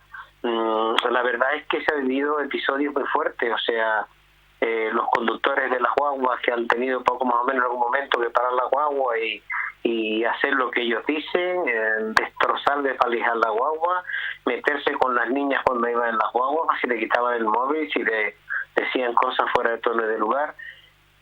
Eran los dueños cuando en las paradas de las guaguas, sobre todo en la estación de las guaguas, ellos subían primero y los que no se quedaban detrás, y cuando pasaba la guagua para el hospital, como lo que contaste antes, pues un vecino intentó defender y le pegaron, como cosas de esas, y por los últimos apuñalamientos y más, y conflictos entre ellos también, ¿no? O sea, yo tengo que decir una cosa, me siento contento y orgulloso de ese cierre del albergue, pero más contento me siento y un orgullo para mí de mis vecinos del comportamiento que han tenido en 6 años soportar todo esto. Ha sido muy fuerte, mucho más fuerte de lo que usted se puede pensar. Bueno, y por estas afirmaciones le preguntamos también, obviamente, al viceconsejero de Bienestar Social de Canarias, a Francis Candil, y esto es lo que nos decía sobre el albergue de La Santa en Tinajo. Hay incidentes, como bien contaba el alcalde de Tinajo, que fueron denunciados a la policía por los propios responsables del Cabildo, por los propios responsables del centro. Ante cualquier situación siempre se recurre, evidentemente, a la policía y a la intervención de la Fiscalía para que se tomen medidas con estos casos de estos grupos de menores que además tengo que decir que es verdad que son minoritarios, pero que tienen un impacto a la luz pública importante, ¿no? Si yo dijera que en el 98% de los centros donde tenemos menores migrantes no hay ningún conflicto de este tipo, todo lo contrario. Yo podría contar muchísimas experiencias de total convivencia, de normalidad, de trabajo, de incorporación, de incluso molestias de los vecinos cuando nos llevamos a determinados menores que son trasladados a otros centros. Pues eso es una realidad. Pero esta parte también existe. Bueno, esa parte también existe, es minoritaria. Él hablaba de que en el 98% de los centros esto no ocurre, Óscar, pero bueno, la verdad que sí, situación tremenda la que se ha dado. Yo le preguntaba también en esa entrevista de quién era la responsabilidad, si de los gestores del centro, la propia viceconsejería que tiene la responsabilidad de la tutela, y un poco lo que me venía a decir Francisca Andil es que al final ellos tampoco pueden estar... Esa responsabilidad se la dan a la propia organización, sí, ¿no? Pero no olvidemos también que hay una investigación por parte de la Guardia Civil contra 5 trabajadores del centro que presuntamente coaccionaban y amenazaban a estos menores migrantes para que después cometieran esos actos vandálicos. Ahí tiene que llevar esa tutela, ese poder, esa responsabilidad sobre los trabajadores de la Consejería de Asuntos Sociales. Pero él decía que no son cárceles. Entonces, claro, como no son cárceles, tampoco podemos estar 24 horas es un albergue, persiguiendo a esos menores migrantes. Sí, pero era demasiado, ya era muy grave. Pero algo falló, eso es evidente. Algo falló durante todo este tiempo, pero que además el propio Machín venía advirtiendo desde el minuto 1. A mí me lo contaba el propio alcalde de Tinajo, que la situación era ya grave e insostenible. Y no solamente un hecho, eran ya varios episodios, insisto, aparentemente graves. Pero lo importante, tal y como contaba el propio alcalde el pasado martes, que el propio alcalde y las autoridades dieron parte de este tipo de supuestos hechos delictivos. Estamos hablando de menores migrantes no acompañados, a las autoridades judiciales y por tanto a la policía. Y además, como decías, había una investigación abierta por parte de la Guardia Civil para esclarecer esa supuesta denuncia, supuestos presuntos hechos donde al parecer, supuestamente un grupo de trabajadores coaccionaba, amenazaba a los menores para que protagonizaran altercados, en este caso hechos delictivos. En caso de que así sea, veremos qué dice la investigación, insisto, está en marcha, me parecería tremendamente grave. Lo importante, que al final se logró, contó con el apoyo porque era un recurso provisional, las instalaciones de la Santa en la isla de Lanzarote. Esa fue la promesa en su momento de Víctor Torres siendo presidente, fue la promesa de la continuidad, en este caso también, del propio Fernando Clavijo, que ha llegado como presidente hace bien poco, el sustituto del propio Torres, ya se había instalado ese recurso provisional y también trasladó esa necesidad del propio Machín a Marci Cuña, el consejero de Asuntos Sociales, como decíamos el pasado martes, para que pusiese fin a esta situación. Ya se han retirado, se han reubicado y de luego apuestan por un modelo más eficaz, que son centros más pequeños que reúnan las condiciones necesarias para albergar, menores. Bueno, otro apunte rápido en este caso sobre la actualidad de Lanzarote, porque en su día hablábamos con representantes de los trabajadores de la empresa Recife Bus y que saben que habían anunciado un preaviso de huelga. Pues bien, Diario de Lanzarote ha publicado que trabajadores de Recife Bus suspenden la huelga al alcanzar un acuerdo con la empresa. Todos los trabajadores librarán al menos un fin de semana al mes. Asimismo, se garantiza un descanso de 30 minutos diarios en todas las líneas. Lo que pedían, Óscar, era mejorar sus condiciones laborales en el sentido de tener un mayor descanso. Y finalmente, pues han llegado a ese acuerdo. Con la empresa necesario un descanso y además teniendo en cuenta el riesgo que tiene la sobrecarga de trabajo de los trabajadores, en este caso de los conductores. Hablamos de transporte público, no solamente por la vida de los propios usuarios, es decir, los que van en el interior de las guaguas, sino sobre todo por los trabajadores. Por eso necesitaban, creo que es de recibo que la empresa se diese ese día de descanso. Y además una huelga en una isla como Lanzarote, importante turísticamente hablando, de un transporte público, pues tiene sus consecuencias. Bueno, y vamos a hablar de la que es sin duda la noticia del día en la isla de Tenerife, porque ha llamado muchísimo la atención el anuncio que ha hecho a través de un bando municipal y de diferentes maneras. Hoy, por ejemplo, nos encontramos con un coche con una megafonía que lo iba anunciando a los vecinos y vecinas del municipio de La Guancha, en el norte de Tenerife, y son las restricciones que ha tomado, ahí lo publicaba el periódico El Día, de cara a ese problema que está generando la fuerte sequía que azota a Canarias y también a los problemas que tiene la red de abastecimiento de aguas y esas pérdidas que se producen en ella. El primer municipio de Tenerife que toma medidas drásticas por la sequía. La Guancha restringe el uso del agua del grifo hasta para beber. Desde este jueves 25 de abril Dice, ese bando se restringe el uso del agua de la red pública de La Guancha para consumo humano, tanto para beber como para cocinar o preparar alimentos. La medida, que va dirigida a toda la población, permanecerá en vigor hasta nuevo aviso en todos los barrios y núcleos poblacionales del municipio. Y nosotros, ante un poco la incertidumbre que ha generado la falta de información quizás, o a la hora de comunicar este tipo de medidas que afecten y mucho a la población, al final siempre queremos más información y en eso trabajamos los medios de comunicación, en conseguir aclarar algunas cosas, y consideramos que es una cuestión casi de servicio público. Así que vamos a saludar y agradecemos mucho a que el alcalde de La Guancha, Antonio Hernández, nos atienda a esta hora de la noche para explicar un poco a los vecinos y vecinas de este municipio del norte de Tenerife por qué se ha tomado esta medida y cuáles son sus consecuencias. Antonio, muy buenas noches, gracias por atendernos. Buenas noches a todos. ¿Qué tal? ¿Por qué se ha decidido dar este paso? ¿Qué supone? Y sobre todo, ¿hasta cuándo, Antonio? Que es la gran pregunta que nos hacen muchos vecinos y vecinas. Bueno, realmente, si me permite aclarar, realmente la restricción es solo, nada más y nada menos que para el consumo humano. Es decir, es un agua no potable en estos momentos, desde el día de hoy, desde esta mañana, donde no se puede usar ni para beber ni para preparar alimentos, ¿no? En la ingestión directa. Pero no es una restricción de falta de suministro. Básicamente, lo que ha pasado es que La Guancha pues trata el 100% de nuestra agua de una galería que viene de Vergara, que es la galería de mayor caudal de toda Canarias, pero que tiene un alto contenido en sales y mucho fluoruro, tiene 7 miligramos.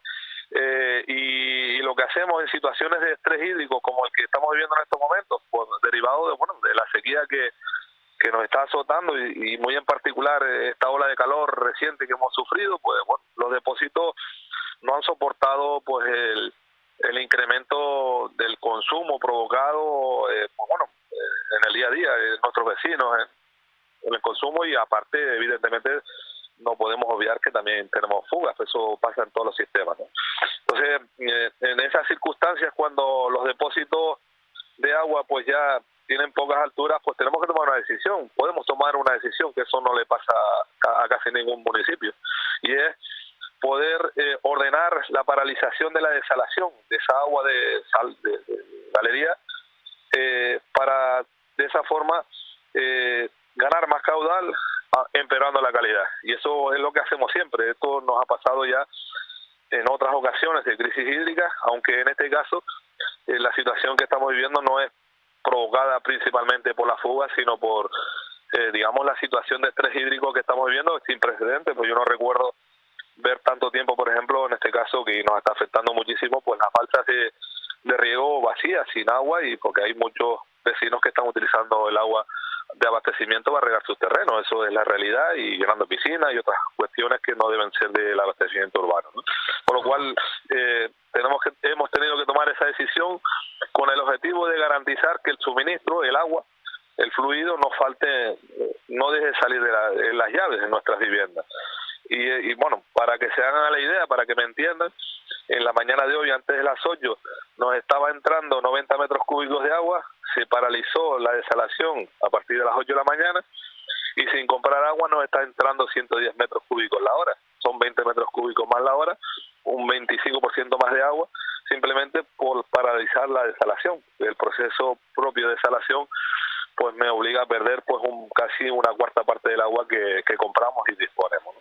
Y eso hay que añadirle también otras circunstancias derivadas de esta crisis hídrica, y es que por desgracia los aforos de la galería de forma paulatina, y muy en particular este año, pues ha bajado en torno a 50 pipas, 25 metros cúbicos la hora, y eso ha hecho que nuestro caudal de agua propia que tenemos como accionista tan grande, que tenemos más de 100 acciones en Vergara, pues disminuya nuestro caudal de agua propia, y por lo tanto tengamos menos agua de entrada a nuestros depósitos, con lo cual son situaciones extremas, particulares, provocadas, insisto, por la sequía, porque no ha llovido, está todo muy seco, y digamos que nuestro sistema, aparte que tenemos otro de los grandes hándicaps, es que a pesar de que en nuestro municipio tengamos la galería de mayor caudal de toda Canarias, pues no tenemos más disponibilidad de agua para poder comprar como municipio, como ayuntamiento, ¿no?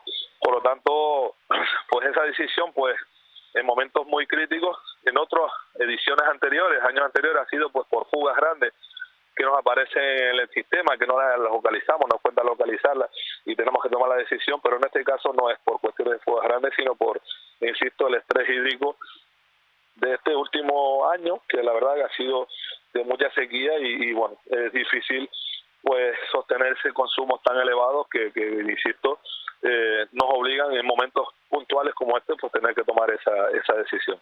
Alcalde, ¿por qué no se anunció con más tiempo esta decisión? ¿No se tenía que haber anunciado quizás al menos desde el día de ayer? Y sobre todo la gran pregunta que le hacía también al principio, ¿hasta cuándo? Que es lo que más se preguntan los vecinos.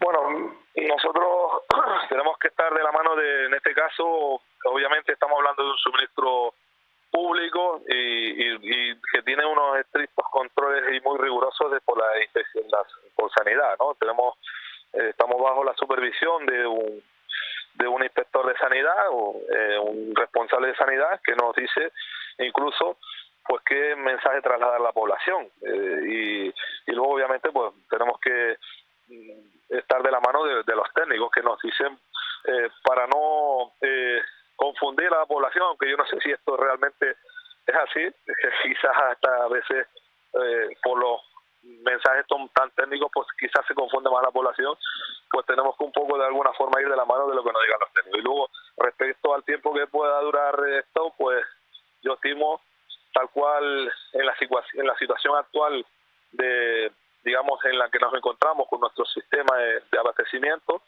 donde prácticamente toda el agua que nos está entrando prácticamente es un agua sin tratar de la galería, pues previsiblemente en una semana tengamos que ordenar otra vez la desalación por completo de toda el agua, porque se nos van a llenar los depósitos, insisto, nos están entrando 20 metros cúbicos más de agua a la hora, y eso pues va a hacer que de forma inmediata o muy rápida se recuperen estos depósitos, y luego hay que esperar a que los depósitos alcancen el fluoruro. Una vez que se ordene la desalación por completo, pues los valores de fluoruro desciendan por debajo de 1,5.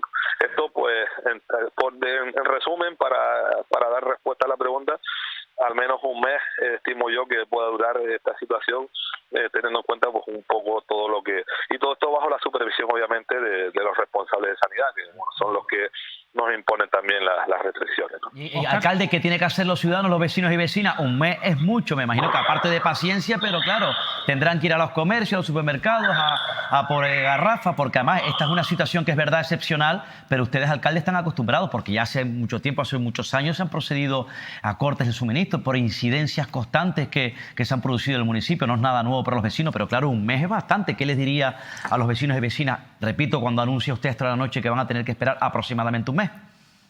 Yo traslado, si me permite, un mensaje que siempre he trasladado en numerosas ocasiones. Evidentemente, la responsabilidad de las administraciones, y además también hay que ser realistas, donde no solo La Guancha, sino la inmensa mayoría de los municipios, muy en particular en Canarias, tenemos mucho que trabajar en lo que es la mejora de nuestras eficiencias, de nuestras redes. Es decir, tenemos una fuga inasumible en nuestras redes, y eso es obvio, es una cuestión estructural y esto pues es histórico, pero también es verdad que conviene clamar a la población a hacer un uso racional y responsable de un recurso que nos sobra, que no es ilimitado, y que si no lo mimamos, pues evidentemente con el paso del tiempo va a ser insostenible, ¿no? Mantenerlo con el tiempo, ¿no?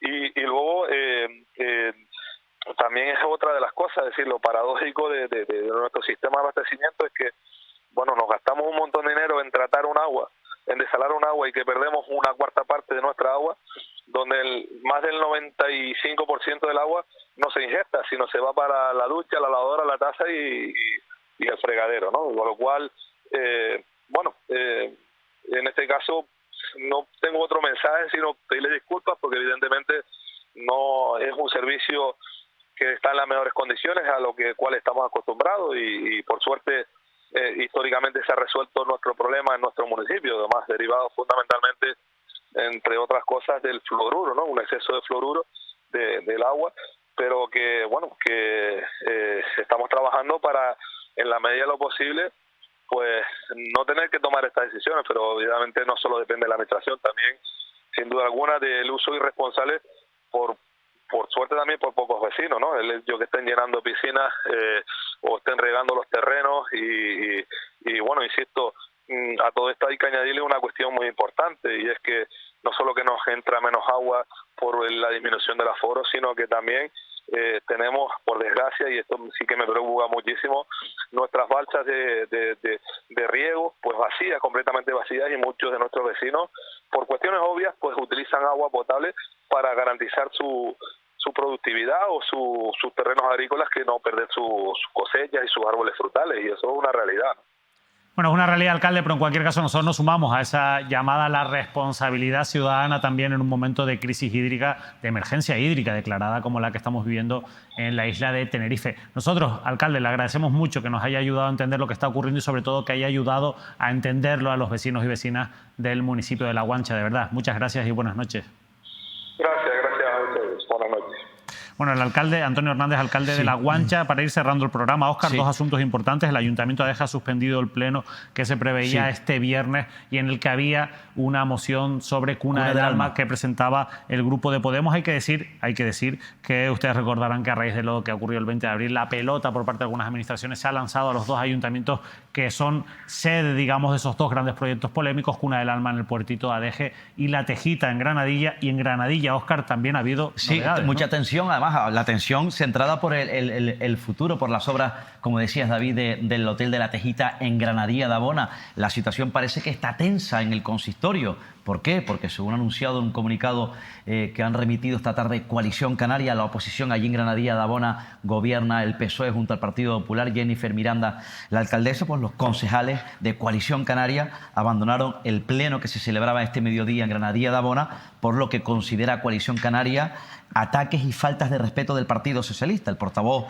José Domingo Regalado, exalcalde que sigue siendo portavoz y asesor del gobierno autónomo, ha denunciado... Asesor de Clavijo. Sí, ha denunciado efectivamente que la alcaldesa Jennifer Miranda permitió, por eso abandonaron el pleno hoy en Granadilla de Abona, los abucheos del público, al parecer afiliados del Partido Socialista, según el comunicado de Coalición Canaria, que se lean conversaciones privadas de los WhatsApp, no sé a qué se refiere, y que se hable de los trabajos privados de los representantes de Coalición Canaria. Por tanto, ante eso, según denuncia Coalición Canaria, abandonaron el pleno hoy en Granadilla de Abona. Bueno, la realidad es que está la cosa tensa en los municipios que al final son foco de atención porque albergan esos grandes proyectos turísticos como Granadilla o Adeje. Bueno, Óscar, ha sido un placer hoy. Muchísimos asuntos, muchísimas islas que hemos repasado, varios protagonistas. Bueno, volvemos la próxima semana con más análisis de la mucha actualidad seguramente muy intensa. Gracias, muy buenas noches, David. Seguramente va a ser intensa porque está todo muy agitado. El 20 ha todavía agitado todo muchísimo más y hay muchos asuntos que están generando debates que parecían enterrados y que algunos partidos están recuperando.